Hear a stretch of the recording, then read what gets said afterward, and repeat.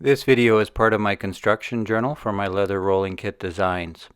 The purpose is to support more fashionable designs for our homegrown artisan joint rolling workspace decor, and I am not trying to promote the use of drugs. Since cannabis is being legalized in Canada for several years now, a lot of the negative stigma towards its use has faded.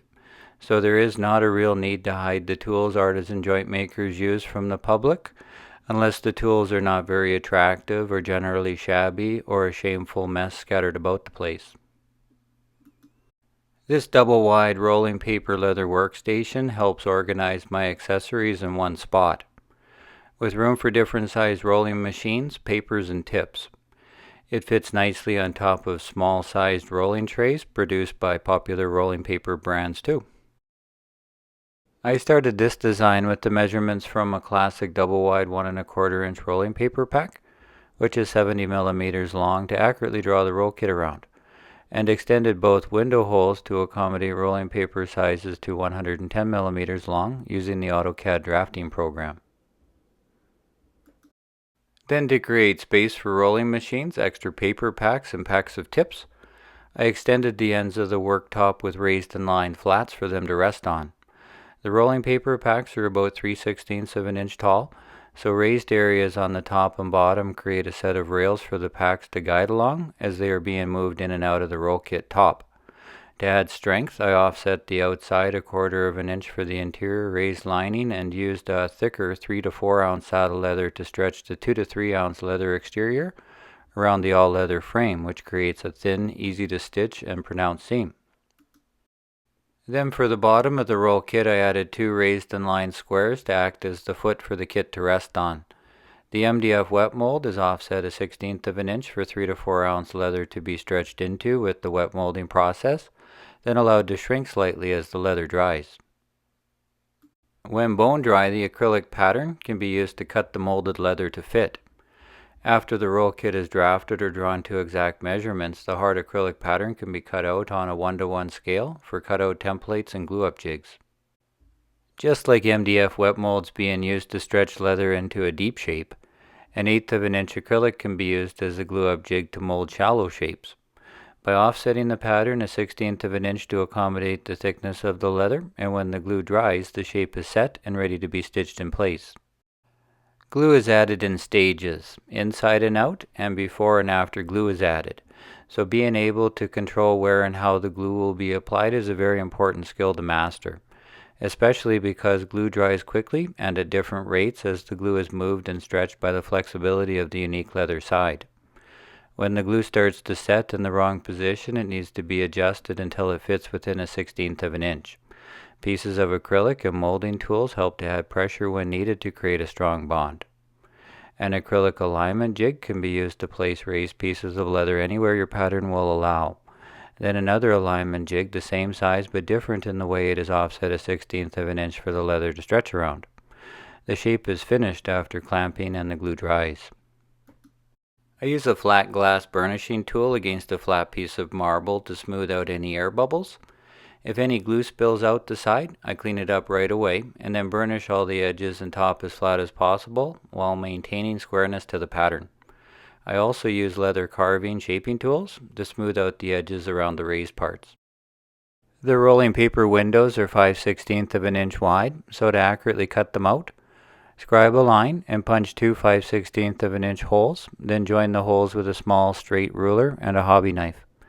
Then punch all the stitching holes and bevel the edges.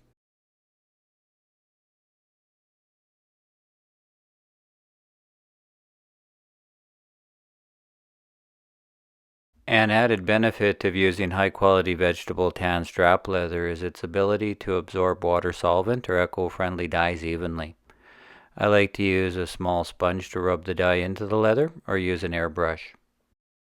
Stitching is always an important part of leather work, and the preparations we do before threading the needles adds to the comfort of passing needles through the holes with as little interference as possible.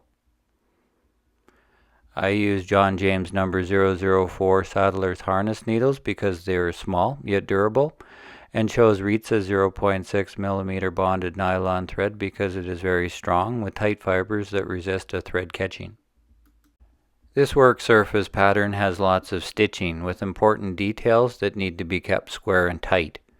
So I break the seam into several sections, the ends first, then around the rolling paper window openings, then leaving the punched holes for the sides to be attached to the base later. Starting and finishing with back stitching, I like to have a decent amount of tension on the thread to keep the stitches tight to avoid the needle catching a thread. Then cut off the remaining thread and burn the ends. After areas are stitched, the edges are burnished and finished with edge paint before attaching the top to the base. To make the base, we know the raised edge is not flat. It is curved around the double thick 3 to 4 ounce raised and shaped leather liner, which is 1/8 of an inch thick. So all the details with the liner must be accurate, flat, and square, so the edges will line up before gluing. The top side is glued first because the work surface is attached through the liner, leaving the outer edge to be stitched around a curve after the work surface is attached and the raised lining is shaped into place with burnishing tools, and the glue is given time to set before gluing the bottom half to it. An acrylic alignment jig is used to glue the foot into place so it can be stitched permanently. Before attaching the work surface, it is given a generous layer of neatsfoot oil all over to begin the softening and conditioning process. Neatsfoot oil is an oil rendered and purified from the shin bones and feet of cattle, and it works well to soften and condition natural vegetable tan saddle leather. It needs to be applied with care. I like to rub a little at a time to the surface with a small sponge applicator.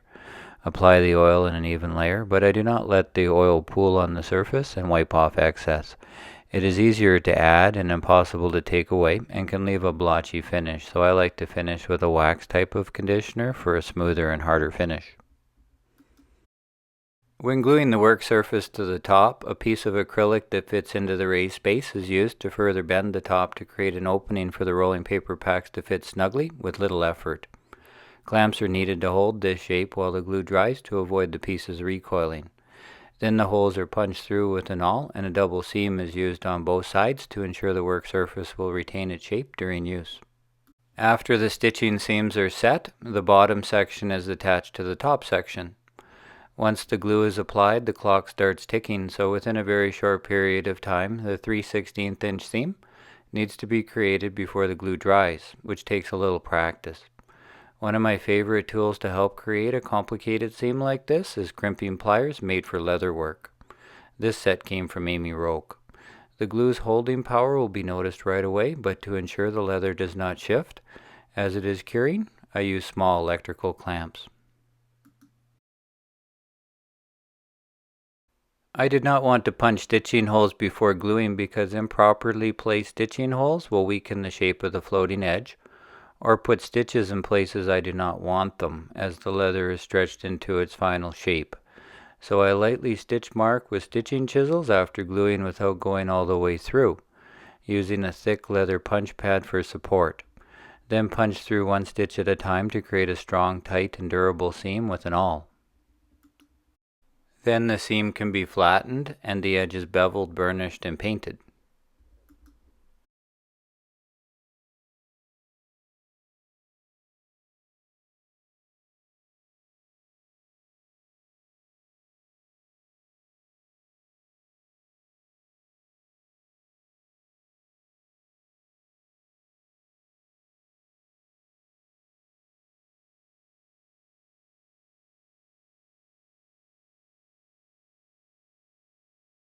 The final conditioning is when the stiff building material is turned into a luxurious soft to the touch leather roll kit.